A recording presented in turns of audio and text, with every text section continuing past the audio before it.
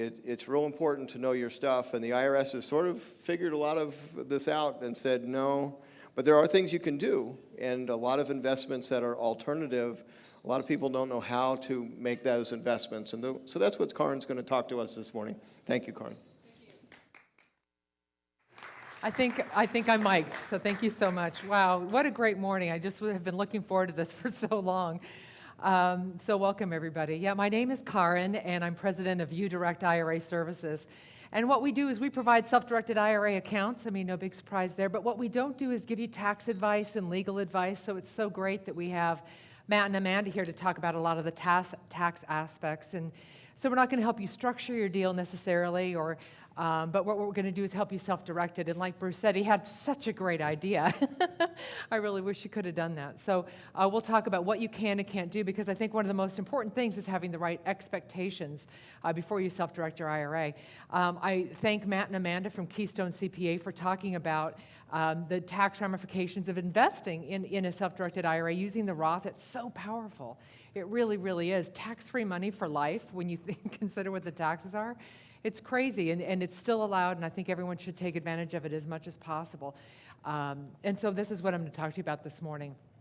So what these are for is for retirement, and I put this slide in here because sometimes we tend to forget we can use our IRAs, our self-directed retirement accounts now, but it's really for the future. And if you think about the future is now for a lot of baby boomers. There's a $6.6 trillion deficit between what baby boomers have and what they need to retire. We're talking about, the baby boom generation. So this is a huge gap.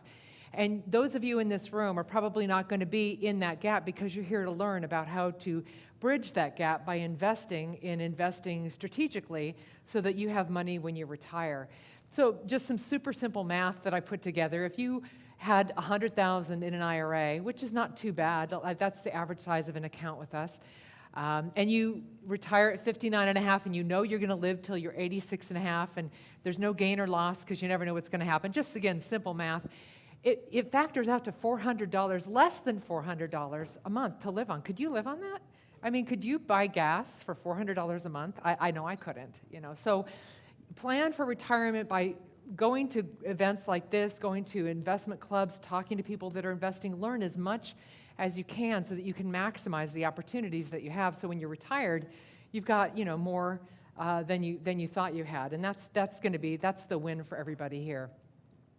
Now, these numbers have actually been altered, but I was back in D.C. in March, and I got these numbers there from the Department of Treasury. It's more like $17.5 billion in retirement accounts, and it's all kinds of retirement accounts, not just IRAs, but it's 401ks, all these plans that you see up here. But think about this. Only about 3% is in alternative assets. So that leaves so much money on the table that could go into a deal with you. Maybe your IRA has so many dollars, and you found a deal and you want somebody to partner with you, but your IRA doesn't have enough to do it completely. Well, guess what? There's $18.5 trillion out there, and a lot of it could perhaps partner with you and your IRA into a deal.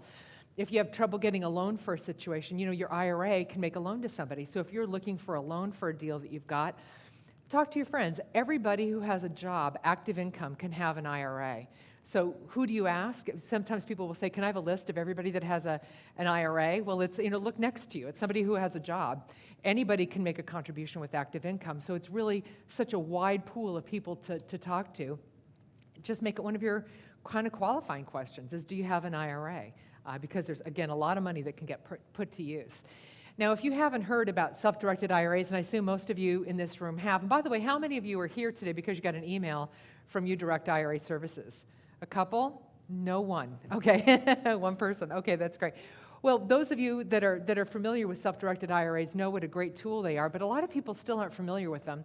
And I still get that phone call quite often they'll say, oh, my CPA says I can't do this, my attorney says I can't do this, because they're unfamiliar. But if you figure if you took the Internal Revenue Code and you printed it, all 17,000 pages, it would be about this tall, right? So a lot of times the CPAs or the attorneys don't happen to know every single page of the IRC. This is one of those things that the rich have known about for a long, long time. It's nothing new. You've been able to do this since 1974. Can you believe that? Over 35 years.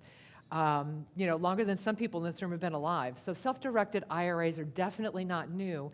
They're just more in the forefront now because of how difficult it is, or difficult as it has been, to get loans and get money for deals. But this is where the money is for sure.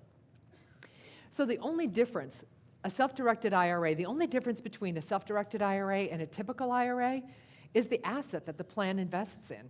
I'll get phone calls and they'll say, oh, I'm on your website, I'm looking at these. Now I see there's a traditional IRA and a Roth and a SEP and a simple, but which one's a self-directed IRA? Well, the answer is all of them, because a self-directed IRA only means that you get to choose your own assets, the assets you want. With a typical IRA, you're limited to stocks, bonds, and mutual funds, but with a self-directed IRA, it can be, notes, it can be mango trees in the Philippines, it can be, there's so many different things that you can do, real estate, commercial, raw land, any asset except life insurance and collectibles, which I think is the very next slide. Oh, losses, okay. Losses, Matt and Amanda were talking about losses outside of an IRA. If you have losses inside of an IRA, you're not writing them off. Keep that in mind, because when it comes to self-directed IRAs, you are the advisor. You're the one making all the decisions about what to invest in, unless, of course, you're using an advisor to help you make those decisions. But if you're going to lose money, you don't get to write that off. And so just let me give you a little teeny piece of advice, and that is that before you invest with someone, Google their name.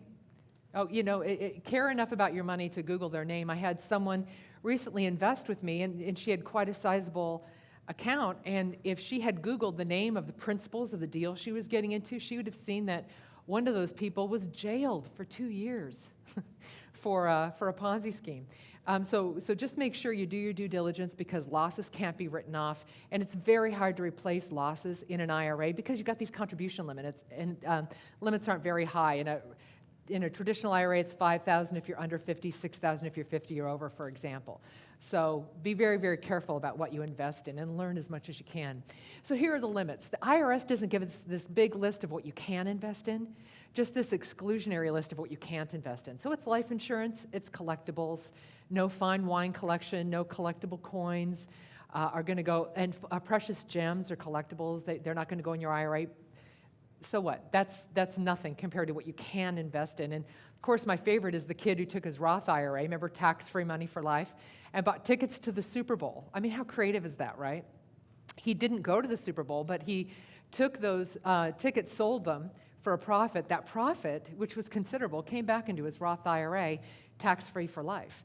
That's the kind of thing your IRA, your self-directed IRA, can do. You can invest in what you know best. All right. So if you're presently working for a company and you've got a retirement plan there, that's pretty good. I mean, it can be free money, right? Especially if your employer is matching you. That's a wonderful thing. But if you're working there, you're not going to self-direct that money until you actually leave the company. So keep that in mind. I get that call all the time where someone, I found a property, I'm in escrow, I want to go. Okay, well, tell me a little bit more about this. First off, they should have waited on the deal to go in escrow till they could put it in the name of their IRA, but where's the money? And they say, oh, well, it's with my employer's 401k. Well, they really have the cart before the horse there, because they're still employed. Chances are they can't get what's called an in-service distribution. They can't even touch that money. So keep in mind that you need to leave service before you can use 401k money from an employer, all right? Here it is, Pub 590. We're going to talk about rules here for a little while. IRS.gov. If you're going to write something down that I'm saying, write that down, because that's a really great resource. It's the IRS's website. If you have a question, it's there. Pub 590, it distills the Internal Revenue Code and gives us the guidelines of what you can do with IRAs. So this is really the important part, I think, one of the most important part of what I'm going to say today, because I want you to have the right expectations. Like Bruce said, his deal was so smart, and I thought, wow, of course, Bruce Norris would come up with an idea like that. But as we got deeper into the deal, well, what's going to happen then? What's going to happen then? It became a prohibited transaction. You don't want that to happen to you, because here's why.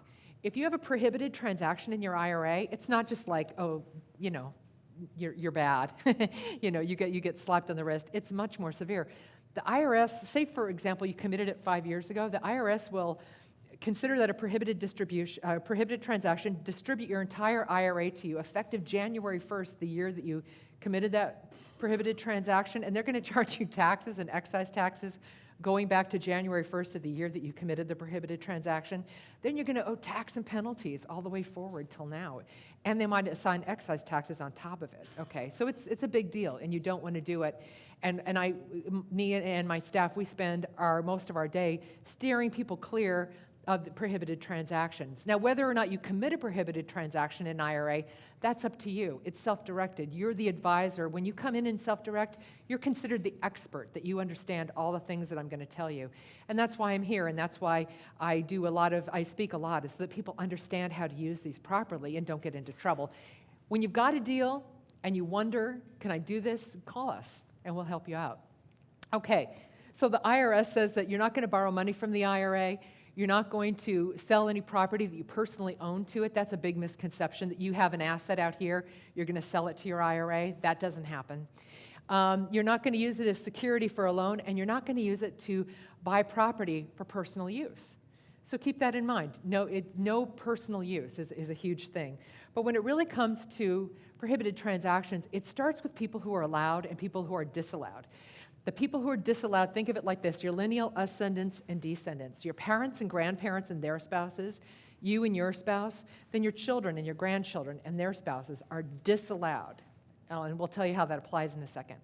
The people who are allowed are the people out to the sides, like your nieces and nephews, your cousins, your aunts and uncles. They're allowed. Your brothers and sisters are allowed. And so here's how that applies. Yeah, there we go. They're the cousins. Prohibited transactions really fall into these three buckets. Number one, the money is for retirement. It's not to benefit today at all. No present benefit, no indirect benefit, no personal benefit. You want to steer clear of all those kinds of things. It's only for retirement. One example I have is of this person who came in and was so excited to open a self-directed IRA, really, really enthusiastic to finally do this, brought in a note and slams it on my desk, and he says, okay, how do I fill it out? So the first problem with that was he didn't understand his asset. Here's his asset, a note, and he didn't understand what it was or what it said or how to do it. We don't give legal advice, so I hooked him up with an attorney who wrote a proper note for his situation. He just printed something off the internet, So they wrote a proper note for him. But I said to him, well, what are you going to do with this money? And he says, oh, I'm going to lend it to my sister-in-law. Now, well, you can do that. The sister-in-law is one of these people out here to the side, perfectly fine. And so I said, I just thought, well, I better ask another question and figure out what's going to ultimately happen with this money. So I said, well, what's your sister-in-law going to do with the money? He says, oh, well, she's going to invest in my company. And he was so excited. And see, like Bruce said, he said it so well, is that investors are smart people with great ideas, but the IRS doesn't always let you execute on those ideas within an IRA. So that would have invoked what's called the indirect rule, that if I can't take my IRA and put it in my business, I can't lend it to you and then have you put it in my business. That would invoke the indirect rule. Too bad, right? Because that would solve a lot of problems. But it doesn't work that way. So no personal benefit, just stay away from it. Okay, number two, you're not going to buy, sell, or exchange assets between the IRA, the plan, and anyone who's disallowed. That's pretty easy to consider. I get the question all the time, though, because people misunderstand whether or not they can sell their own assets to their IRA, and you just can't. So that's pretty straightforward. Now, it doesn't say transfer, if you notice that. So you can certainly transfer upon death to someone who's disallowed. That's fine, but just not buy, sell, or exchange. And the last thing about prohibited transactions is that someone who's disallowed isn't going to provide goods, services, or facilities to the plan. Now, Matt and Amanda were asking how many people in here are realtors or involved in real estate. It's quite a few. So consider this, that say, for example, it's your mother, and your mother has an IRA, and she wants to invest, she needs money for retirement. Who better to help her than you, the realtor who knows real estate so well, or even the real estate investor, whatever you may be. You want to help her. But guess what? You're disallowed to the IRA. You're a lineal descendant. So you're not allowed to, like, for example, be the buyer's agent. You're certainly not allowed to take a commission. You're not allowed to provide services to the plan, even for free. You're disallowed your own IRA. So say your IRA buys a house, and you think, well, this is great because I'm going to go in there and I'm going to paint and I'm going to do all these things. I know how to drywall. I'm going to take. No, you can't. It's called an over-contribution of sweat equity, and it's disallowed. I know, right? They tax you when you die. They tax you when you sweat, so you have to watch out. No over-contribution of sweat equity. Keep everything at arm's length. Arm's length is a good rule of thumb when it comes to self-directed IRAs. And this number 3 is where most people get tripped up. So now with all this, now you understand the basics of how to self-direct your IRA money, what you can and can't do. I hear so many scenarios every day, and I'd love to hear the scenarios that you have in mind, because they're always so intricate and interesting. I learned so much. So let's go forward. The structure of self-directed IRAs is important to understand too, because this is where a lot of people get hung up, especially that call where they say, I just made an offer on property, and they're so excited. Because if you made the offer in your own name, who has an interest in that property? You do, right? And can your IRA buy an asset that you own? It can't. It's prohibited. It's self-dealing, and it's disallowed. So basically, you need to make sure that you write the offer in the name of the IRA, the custodian for the benefit of the IRA. Know that up front. You don't sign the offer to purchase. We sign it on behalf of the IRA. That's a whole paradigm shift for most people. Like, I don't sign the offer to purchase, but my IRA is buying it. That's right, it's your IRA, so we're going to sign the documents. And that's something people usually don't expect. So just know that going forward with all assets, pretty much. If it's personal information, or if you can sign it as read and approved, that's fine. But again, the custodian will sign. So there's you and there's your IRA. There's my company, uDirect IRA Services. And when I opened 3 years ago, I was looking for a custodian to hold clients' money, and I chose a trust company. So all four parties, you, your IRA, uDirect IRA Services, and the custodian are all part of this whole picture. And just so you know that going up front, then you have the right expectations. So when it comes to investing in real estate with your IRA, I'll get to questions in a bit. Pros and cons, right? Pros and cons with anything. I think the great thing about it is, like we said, $18.5 trillion out there. There's money that can go into real estate deals. I think that's the best reason to use a self-directed IRA. Also, because any money that comes in from sales or from rent or whatever, tax-free, tax-deferred, depending on your account type, that's huge, as Matt and Amanda elaborated on so well. Now, of course, there's no time limit for holding the property like a 1031 exchange. You know, have anybody ever done a 1031 exchange in this room? Okay, the brave ones, like 1031 exchange root canal, am I saying? All right, so it's stressful, the clock's ticking, but in an IRA, it's not like that. It's 1031 exchanges outside your IRA, using a self-directed IRA. There's no, you buy it today, sell it tomorrow. Buy it today, sell it in 20 years. It's fine. There's no clock ticking, so it's a huge advantage.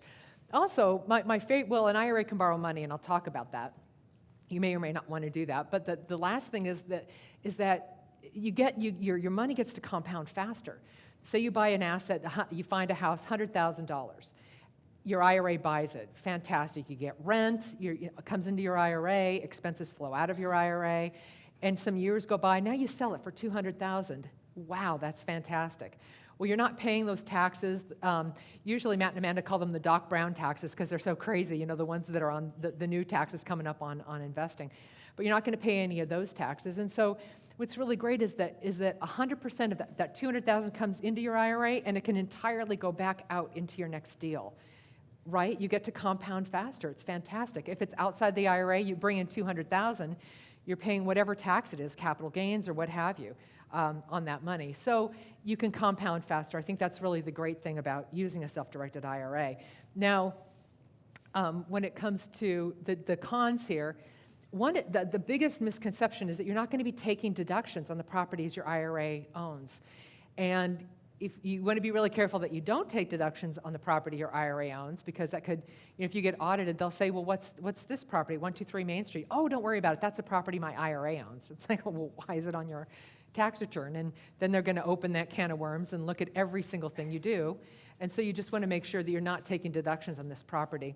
And so, of course, you're solely responsible for all gains and losses within an IRA. That's important to know. And losses are not easy to replace.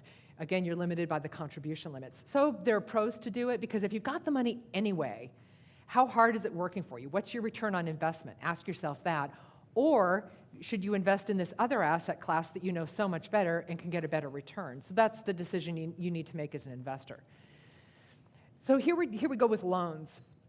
I have to laugh because I get this call all the time where someone says, okay, I'm so excited because I made an offer on a house, and I'm going to get a loan, and my IRA is going to be the down payment. And they're very sincere, but guess what? An IRA is not a down payment on a house.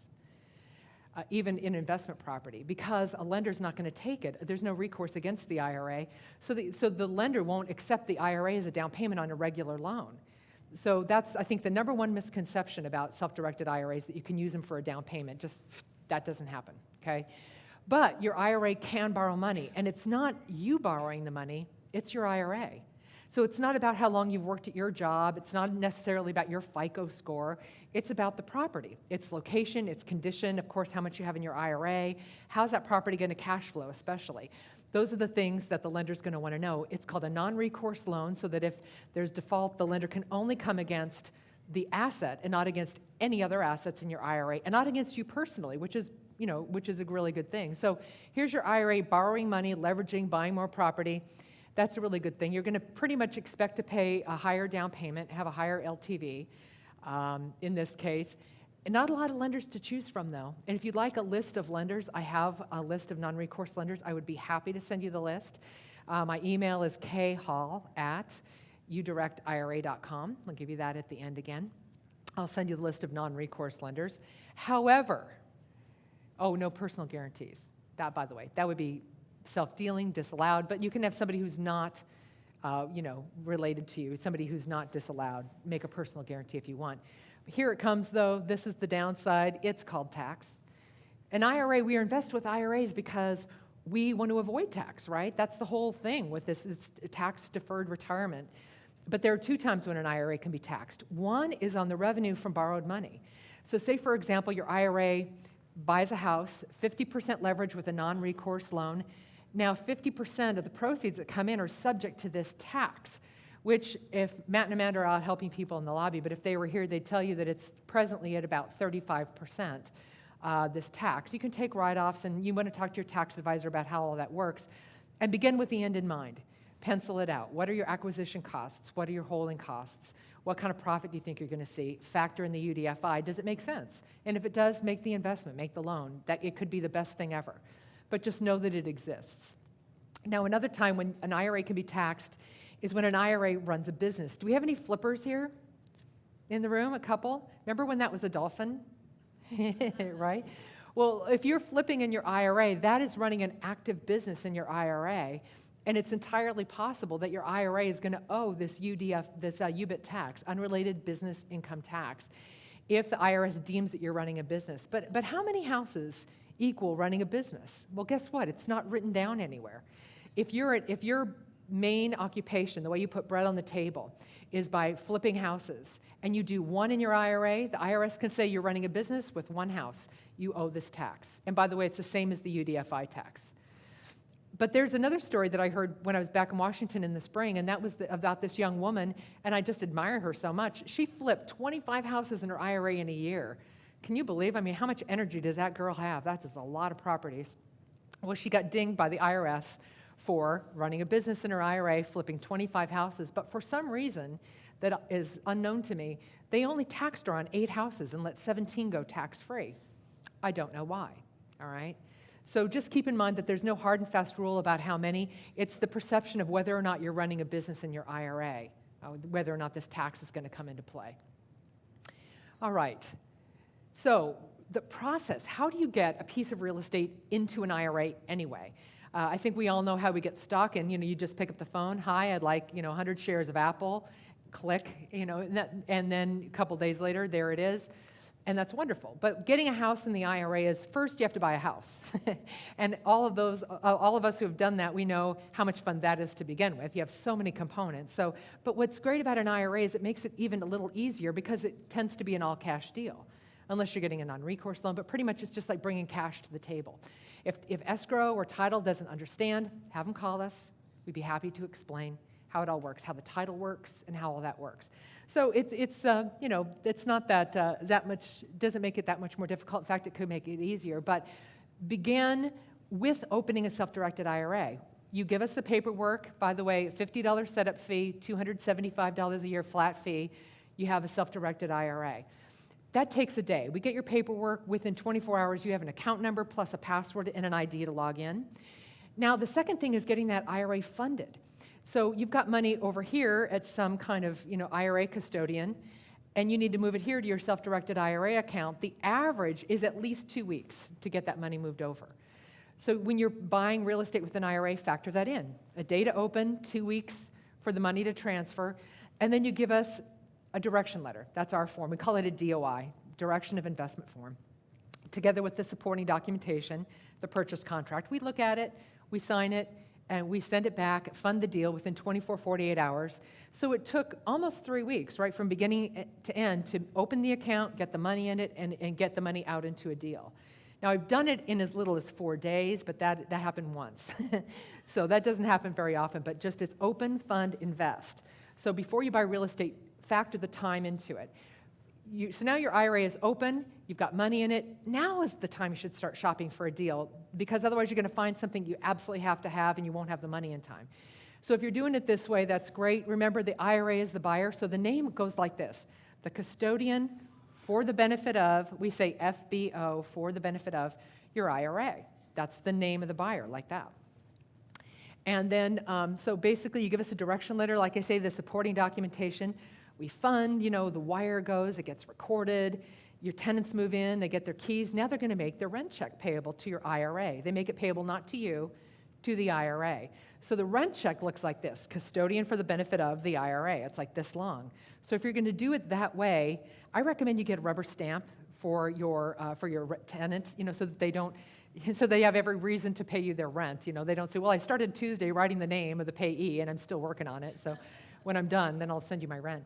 So get a rubber stamp, because that's how they have to make the rent payable. All the proceeds go back into the IRA, everything. But here's what you can do as an investor. You can screen tenants. You can physically go to them and pick up the rent check. Thank you very much. It's made payable to your IRA. And you can hire third-party vendors to do the work. Because remember, you're not going to be painting the walls. You're not going to be doing the plumbing or the drywall. That's over-contribution of sweat equity. So again, you can screen tenants. You can select the property, of course, screen the tenants, pick up the rent checks, and hire third-party vendors. But over and above that, you're too involved in your IRA, and it can be considered self-dealing. But that's what you're allowed to do as an investor. Now, there are other ways to do this, and I'm going to explain that to you here in a second. All right. Here we have a father and a son. Now, last year when I was here, I remember that because I said, somebody give me a picture of Aaron and Bruce, and I'll change it for this very happy couple here, right, this father and son. But this illustrates a really great point, and that is that there are exceptions to the rules. Here's the exception. Remember, these people are disallowed to your IRA? Well, in this case, we're going to have a father and a son's IRA invest together. You can do this. They're disallowed. But here's how that works. All right, so basically, dad's got cash, son has an IRA. Here's how title is taken. Custodian for the benefit of the son's IRA, 50% owner in this case. Dad, 50% owner, tenants in common. That's how it's going to get titled. Now, before the deal, neither the father nor the son had any ownership interest in the property, and that's why they can do the deal. But it's after the deal closes that disqualified rule comes into place. And so neither the father nor the son are ever going to sell their portion to each other. Nobody who is disallowed to either one of them will ever live in the property or have any personal use. And that's great. So basically what happens next is that I press the clicker and it moves to the next slide. Oh, yay, it actually worked. Okay. So after the deal, all expenses and all proceeds are split, pro rata. In this case, it's 50-50. So if 50% of the rent comes back, you probably have a property manager in this case, because otherwise your tenants would have to write 2 rent checks every month. But 50% is going to go to dad as cash, 50% is going to go to the son's IRA. Now the property tax bill comes due. Oh, what do? Son's going to pay half out of his IRA, dad's going to pay half out of cash. And it just keeps going like this until they sell. Now they can never sell their portion to each other, but this is a way that disallowed people can invest together so long as they invest concurrently. That's the buzzword, concurrently. So that's good to know. Now, when you invest in real estate, has anybody here ever bought a house that needed absolutely nothing? Right? It doesn't exist. Oh, did you really? Because you probably wholesaled it and flipped it, right? But there's even new construction. You need landscaping. You need mini blinds. You need something. There's no such thing as a house. It's like a living thing. You have to maintain it all the time. So what if your IRA, and by the way, your IRA must pay all the expenses of their asset. So what if your IRA runs out of money? What if you get this property tax bill and there's not enough in your IRA? What are you going to do? Here are 6 things you can do. You could make your annual contribution. Talk to your tax advisor. what's the right contribution for you based on your income, your age, and your account type. You can write a check and send in money. You could take other assets in your IRA and sell them. Maybe you've got this house, but you've got some gold bullion, so you sell the gold, take the cash, it pays the tax bill. That would be great. Or maybe you still have stocks, bonds, and mutual funds across the street at somebody else's custodianship. Sell those assets, transfer them over. Of course, you know it's going to take 2 weeks, but get the money on the IRA, and then you can use that to pay that tax bill. Now, another thing you can do, if you want to, is you could bring on a partner so long as they're not disqualified to the IRA. You could also get a loan. Now, in this case, it would be, of course, a non-recourse loan. It would be from somebody who's not disallowed. And if all else fails, you could always just sell the asset. So there we go. I think that's really one of the main things. Now, I don't have a lot of time, but I'll tell you that there's something called an IRA-owned LLC. And the jargon for it is called a checkbook IRA.